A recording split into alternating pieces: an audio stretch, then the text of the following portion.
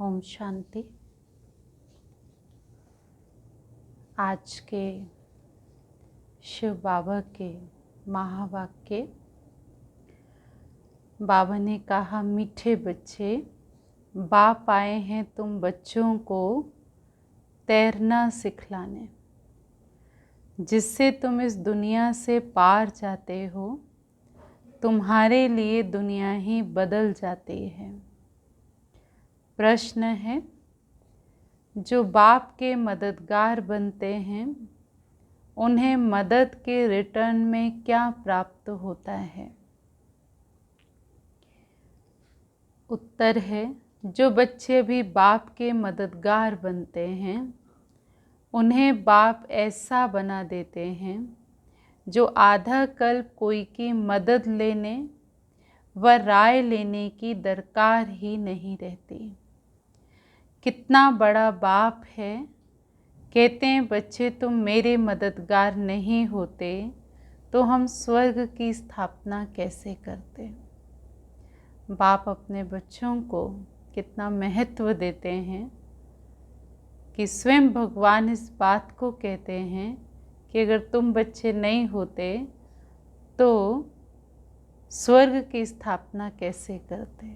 तो मदद करते हैं तो बाबा जो है उस महत्व को संभालते हैं। ओम शांति। मीठे मीठे नंबरवार अति मीठे रूहानी बच्चों प्रति रूहानी बाप समझाते हैं, क्योंकि बहुत बच्चे बेसमझ बन गए हैं। रावण ने बहुत बेसमझ बना दिया है। अब हमको कितना समझदार बनाते हैं। कोई ICS का इम्तिहान पास करते हैं तो समझते हैं बहुत बड़ा इम्तिहान पास किया है ना, अभी तो IAS हो गया है। अभी तुम तो देखो कितना बड़ा इम्तिहान पास करते हो। जरा सोचो तो सही कि पढ़ाने वाला कौन है, पढ़ने वाले कौन हैं, ये भी निश्चय। हम कल्प कल्प हर 5000 वर्ष के बाद बाप ही टीचर सतगुरु से फिर मिलते ही रहते हैं। सिर्फ तुम बच्चे ही जानते हो कि हम कितना ऊंचे से ऊंचे बाप द्वारा ऊंच वर्षा पाते हैं। टीचर भी वर्षा देते हैं ना, पढ़ा करके। तुमको भी पढ़ा करके तुम्हारे लिए दुनिया को ही बदल देते हैं। नई दुनिया में नया राज्य करने के लिए भक्ति मार्ग में तुम कितनी महिमा गाते हो। तुम उन द्वारा अपना वर्षा पा रहे हो। ये भी तुम बच्चे जानते हो कि पुरानी दुनिया बदल रही है। तुम कहते भी हो कि हम सब शिव बाबा के बच्चे हैं। बाप को भी आना पड़ता है पुरानी दुनिया को नई बनाने के लिए। त्रिमूर्ति के चित्र में भी दिखाते हैं कि ब्रह्मा द्वारा नई दुनिया की स्थापना, तो ज़रूर ब्रह्मा मुखवंशावली ब्राह्मण ब्राह्मणियाँ चाहिए। ब्रह्मा तो नई दुनिया की स्थापना नहीं करते, रचता है ही बाप। कहते हैं, मैं आकर युक्ति से पुरानी दुनिया का विनाश कराए नई दुनिया बनाता हूँ। नई दुनिया के रहवासी बहुत थोड़े होते हैं। गवर्नमेंट कोशिश करती है कि जनसंख्या कम हो। अब कम तो नहीं होगी। लड़ाई में करोड़ों मनुष्य मरते हैं, फिर मनुष्य कम थोड़ी होते हैं। जनसंख्या तो फिर भी बढ़ती जाती है। ये भी तुम जानते हो। तुम्हारी बुद्धि में विश्व के आदि मध्य अंत का ज्ञान है। तुम अपने को स्टूडेंट भी समझते हो, फिर तैरना भी सीखते हो। तुम्हारी बुद्धि में विश्व के आदि मध्य अंत का ज्ञान है। तुम अपने को स्टूडेंट भी समझते, फिर तैरना भी सीखते। कहते हैं ना, नैया मेरी पार करो। बहुत नामी ग्रामी होते हैं जो तैरना सीखते हैं। अभी तुम्हारा तैरना देखो कैसा है। एकदम ऊपर में चले जाते हो, फिर यहाँ आते हो, है ना। तैरना माना ऊपर में चले जाना। जब तैरते हैं तो भी तो ऊपर में ही रहते हैं पानी के। बाबा ने कहा, यहाँ तो बिल्कुल ऊपर में चले जाना। स्थिति भी ऊंची, अपना घर भी ऊंचा और पद भी ऊंचा, ऐसी ऊंचाई पर बाबा ले जाते हैं। तो बाबा ने कहा कि देखो, वह तो दिखलाते हैं इतने माइल्स ऊपर में गए, तुम आत्माएं कितना माइल्स ऊपर में जाती हो परम धाम घर में। वह तो स्थूल वस्तु है जिसको गिनती करते हैं, तुम्हारा तो अनगिनत है। तुम जानते हो कि हम आत्माएं अपने घर चली जाएंगी, जहाँ सूर्य चांद आदि नहीं होते। तुमको खुशी है कि वो हमारा घर है, हम वहाँ के रहने वाले हैं। मनुष्य भक्ति करते हैं, पुरुषार्थ करते हैं मुक्ति धाम में जाने के लिए, परंतु कोई जा नहीं सकते। मुक्ति धाम में भगवान से मिलने की कोशिश करते, अनेक प्रकार के यत्न करते हैं। कई कहते हैं हम ज्योति ज्योत में समा जाएं, कोई कहते हैं मुक्ति धाम में जाएं। मुक्ति धाम का किसी को भी पता नहीं है। तुम बच्चे जानते हो कि बाबा आया है, किस लिए? अपने घर ले जाएंगे। मीठा मीठा बाबा आया हुआ है, हमको घर ले जाने लायक बनाते, जिसके लिए आधा कल पुरुषार्थ करते भी बन नहीं सके हैं। न कोई ज्योति में समा सके, न मुक्ति में जा सके, न ही मोक्ष को पा सके, है ना। सब कुछ थोड़े समय के लिए पाया जा सकता है, सदा के लिए नहीं। तो इसलिए बाबा ने कहा जो कुछ पुरुषार्थ किया वो तो व्यर्थ। अभी तुम ब्राह्मण कुल भूषणों का पुरुषार्थ सत्य सिद्ध होता है। ये खेल कैसा बना हुआ है, तुमको अभी आस्तिक कहा जाता है। बाप को अच्छी रीति तुम जानते हो और बाप द्वारा सृष्टि चक्र को भी जाना है। तो बाप कहते हैं मुक्ति जीवन मुक्ति का ज्ञान तो कोई में भी नहीं है, देवताओं में भी नहीं। बाप कोई नहीं जानते तो कैसको ले कैसे जाएंगे। अभी देखो कितने ढेर गुरु लोग हैं, कितने उन्हों के फॉलोअर्स बनते हैं, पर सच्चा सच्चा सतगुरु है शिव बाबा। अब उनको तो चरण है नहीं, वह कहते हैं हमको तो चरण ही नहीं है, तो मैं अपने को कैसे पुजवाऊं। बच्चे विश्व के मालिक बनते हैं, उनसे थोड़ी पुजवाऊंगा। बाबा कहते हैं बच्चे मेरे विश्व के मालिक बनने वाले, इनसे अपने चरण थोड़ी पुजवाऊंगा। भक्ति मार्ग में बच्चे बाप के पांव पड़ते हैं। वास्तव में तो बाप की प्रॉपर्टी के मालिक बच्चे हैं, परंतु नम्रता दिखलाते हैं। छोटे बच्चे आदि सब जाकर पांव पड़ते हैं। यहाँ बाबा कहते हैं तुमको पांव पड़ने से भी मैं छुड़ा देता हूँ। कितना बड़ा बाप है, कहते हैं तुम बच्चे मेरे मददगार हो। तुम मददगार नहीं होते तो हम स्वर्ग की स्थापना कैसे करते। देखो भगवान की नम्रता। तो बाप कितना बड़ा बाप है। बाबा समझाते हैं बच्चे तुम अभी मददगार बनो, फिर हम तुमको ऐसा बनाते हैं जो कोई की मदद लेने की दरकार ही नहीं रहती। एक जन्म भगवान के साथ, भगवान के कार्य में मददगार। बाबा ने कहा फिर तुमको मैं ऐसा बना देता हूँ जो कभी किसी से मदद की दरकार ही नहीं रहेगी। तुमको कोई के राय की भी दरकार नहीं रहेगी। यहाँ बाप बच्चों की मदद ले रहे हैं। कहते हैं कि बच्चे अब छी छी मत बनो, माया से हार नहीं खाओ, नहीं तो नाम बदनाम कर देते हैं।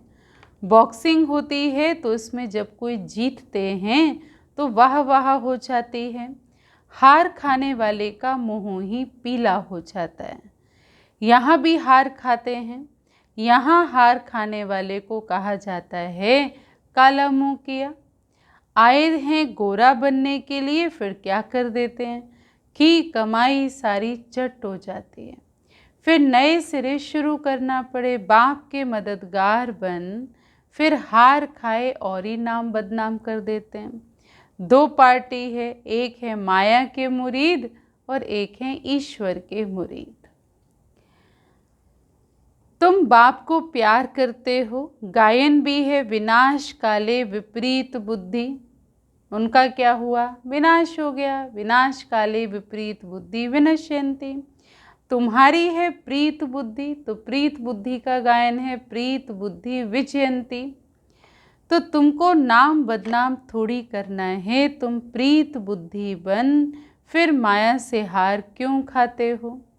हारने वाले को दुख होता है, जीतने वाले पर ताली बजाते बजाते वाह वाह करते हैं। तुम बच्चे समझते हो हम तो पहलवान हैं, अब माया को जीतना ज़रूर है। बाबा कहते हैं देह सहित जो कुछ देखते हो उन सबको भूल जाओ, माँ मेकम याद करो। माया ने तुमको सतो प्रदान से तमो प्रदान बना दिया, अब फिर सतो प्रदान बनना है, तो माया जीते जगत जीत बनना है। ये है ही हार और जीत, दुख और सुख का खेल। रावण राज्य में हार खाते हैं, अब बाँ फिर वर्थ पाउंड बनाते हैं, हीरे जैसा बनाते हैं। बाबा ने समझाया है कि शिव बाबा की जयंती ही वर्थ पाउंड है। अब तुम बच्चों को ऐसा लक्ष्मी नारायण बनना है, वहाँ पर घर घर में दीप माला रहती है, सबकी ज्योति जग जाती है। सतयुग में तो दिवाली मनाई नहीं जाएगी, क्योंकि वहाँ सबकी आत्मा रूपी ज्योति जगी हुई है। यहाँ बुझी हुई होती है तो दीपमाला मनानी पड़ती है। तो बाबा ने कहा मेन पावर से ज्योत जगती है। बाबा कितना सहज रीति बैठकर समझाते। बाप के सिवाय मीठे मीठे लाडले सिक्की लदे बच्चे और कौन कहेगा? रूहानी बाप ही कहते हैं कि हे मेरे मीठे लाडले बच्चों, तुम आधा कल्प से भक्ति करते आए हो, वापस तो एक भी जा नहीं सकते। बाप ही आकर सबको ले जाते हैं। रास्ता भूल गए, गाइड आए रास्ता बताए तब तो जाएं, तो बाबा को आना पड़ता है, बाबा गाइड बन कर के आते हैं। तुम संगम युग पर अच्छी रीति से समझा सकते हो कि बाप कैसे आकर सब आत्माओं को ले जाते हैं।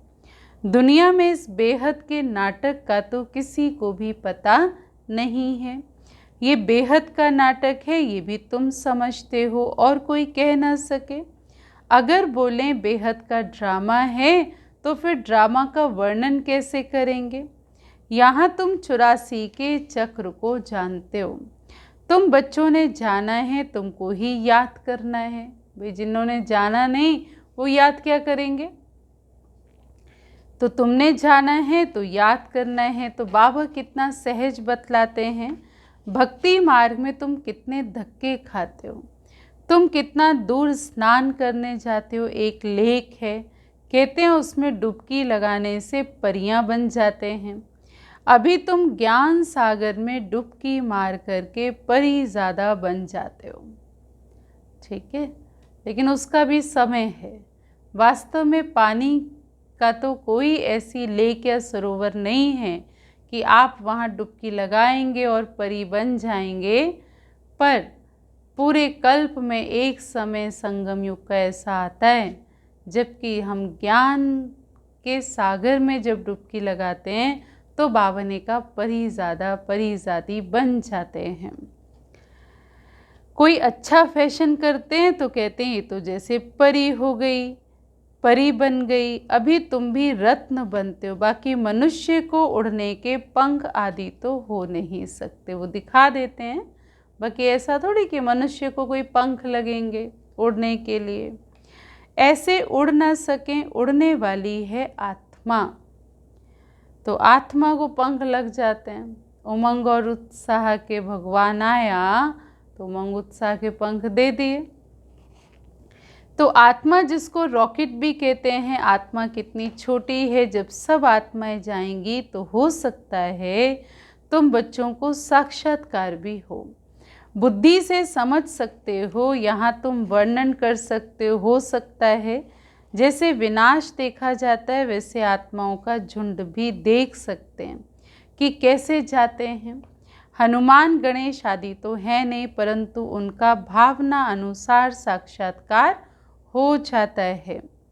है ना। इसीलिए कहते हैं भक्ति में, प्रभु मूरत देखी तिन तैसी, जाकी रही भावना जैसी।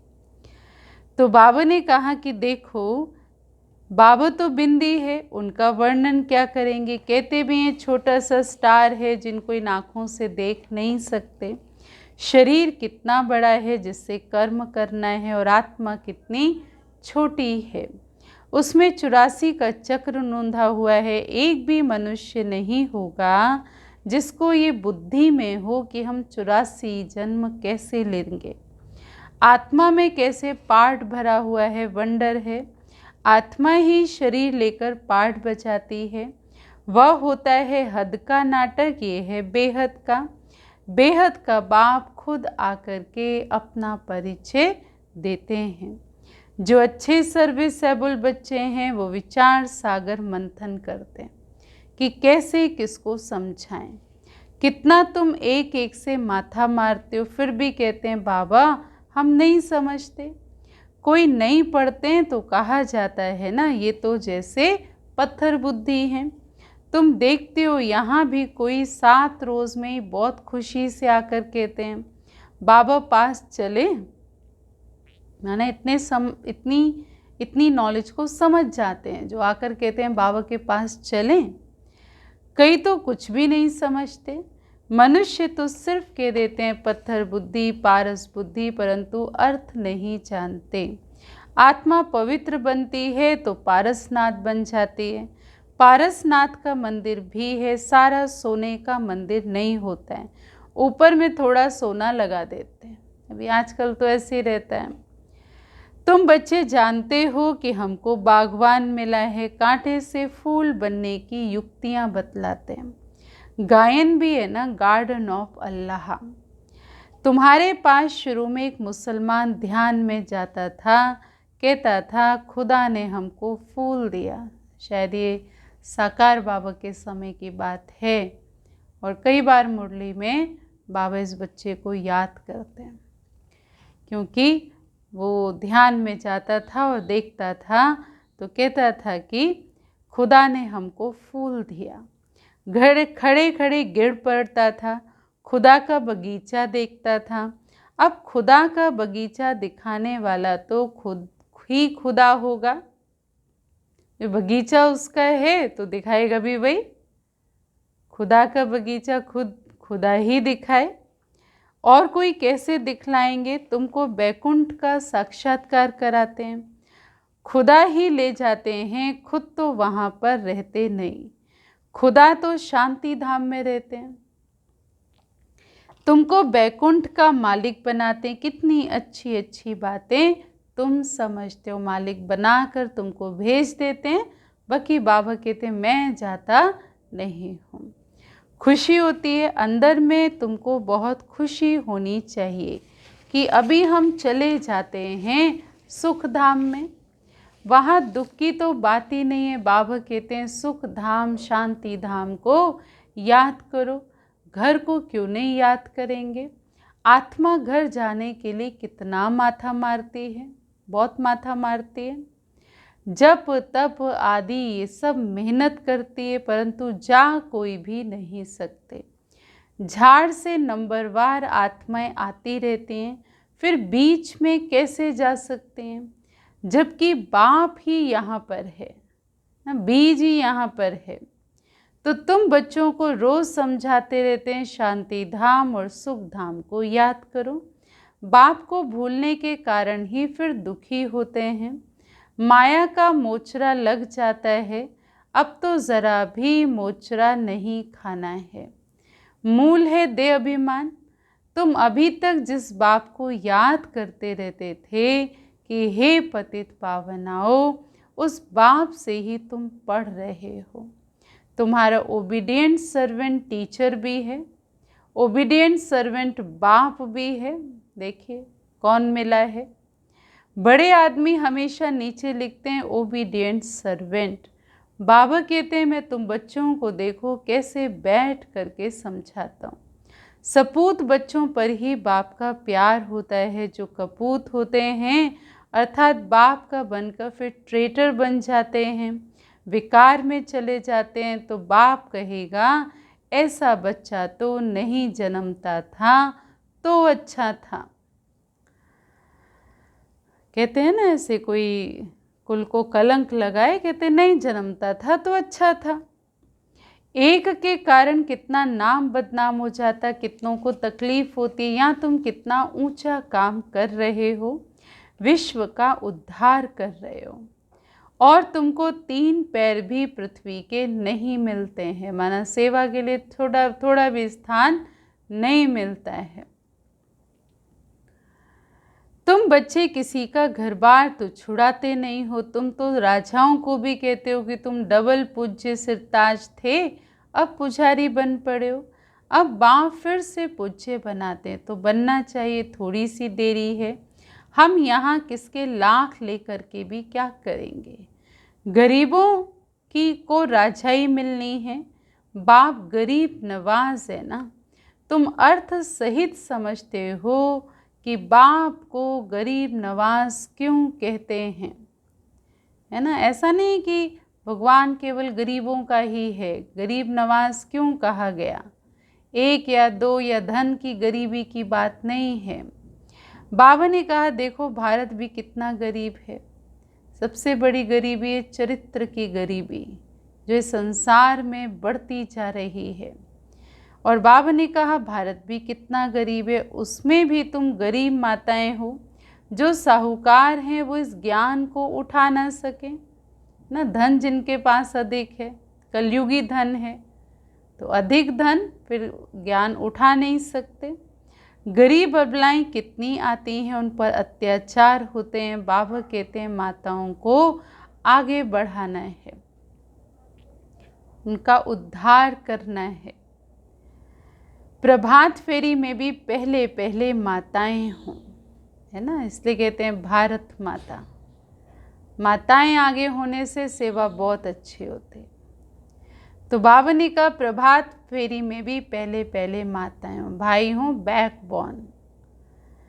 बैच भी तुम्हारे बड़े फर्स्ट क्लास हैं। ये ट्रांसलाइट का चित्र तुम्हारे आगे हो, सबको सुनाओ कि अब ये दुनिया बदल रही है। बाप से वर्षा मिल रहा है कल्प पहले माफिक। बच्चों को विचार सागर मंथन करना है, कैसे सर्विस को अमल में लाएं। टाइम तो लगता है ना, अच्छा टाइम तो लगेगा। अच्छा, मीठे मीठे सिकिलधे बच्चों प्रति माता पिता बाप दादा का याद प्यार और गुड मॉर्निंग। रूहानी बाप की रूहानी बच्चों को नमस्ते। हम रूहानी बच्चों की रूहानी बाप दादा को नमस्ते नमस्ते नमस्ते। धारणा के लिए सार है, बाप से पूरी पूरी प्रीत रख मददगार बनना है। माया से हार खाकर कभी नाम बदनाम नहीं करना। पुरुषार्थ कर देह सहित जो कुछ दिखाई देता है उसे भूल जाना है। अंदर में खुशी रहे कि हम अभी शांति धाम सुख धाम जाते हैं। बाबा ओबीडियंट टीचर बन हमको घर ले जाने के लायक बनाते हैं। लायक सपूत बनना है, कपूत नहीं। वरदान त्रिस्मृति, त्रि माना 3 की स्मृति, स्वरूप का तिलक धारण करने वाले संपूर्ण विजयी भव। त्रिस्मृति स्वरूप का तिलक धारण करने वाले संपूर्ण विजयी भव। स्वयं की स्मृति, बाप की स्मृति और ड्रामा के नॉलेज की स्मृति। इन 3 स्मृतियों से सारे ज्ञान का विस्तार इसमें समाया हुआ है। नॉलेज के वृक्ष की ये 3 स्मृतियाँ हैं। जैसे वृक्ष का पहले बीज होता है, उस बीज द्वारा 2 पत्ते निकलते हैं, फिर वृक्ष का विस्तार होता है। ऐसे मुख्य है बीज बाप की स्मृति, फिर 2 पत्ते अर्थात आत्मा और ड्रामा की सारी नॉलेज। इन 3 स्मृतियों को धारण करने वाले स्मृति भव व संपूर्ण विजयी भव के वरदानी बन जाते हैं। स्लोगन प्राप्तियों को सदा सामने रखो तो कमजोरियां सहज समाप्त हो जाएंगी, है ना। प्राप्तियों को, भविष्य की जो श्रेष्ठ प्राप्तियां हैं उसको सामने रखेंगे तो वर्तमान में जो कमजोरियां दिखाई देती हैं वो सहज ही समाप्त हो जाएंगी। अच्छा, ओम शांति।